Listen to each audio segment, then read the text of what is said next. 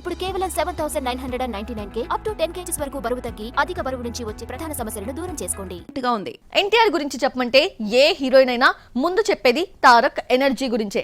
ఒక్కసారి స్క్రిప్ట్ చదివితే చాలు సింగిల్ టేక్ లో చేసేస్తారంటూ ప్రశంసలు కురిపిస్తారు. తారక్ తో నటిస్తున్న హీరోయిన్ కూడా మంచి డాన్సర్ అయినా భయపడిపోయింది. ఆమె ఎవరో చూసేద్దామా? జాన్వీ కపూర్ శ్రీదేవిలా గొప్ప అందగత్తె కాకపోయినా డాన్స్లో మాత్రం తల్లిని మించిపోయింది. నడుముతో నాట్యం చేయించే ఈ బ్యూటీ తారక్ ఎనర్జీకి భయపడిపోయింది. దేవరలో తారక్తో నటిస్తున్న జాన్వీ ఒక పాటలో ఎదురైన అనుభవాన్ని మీడియాతో పంచుకుంది.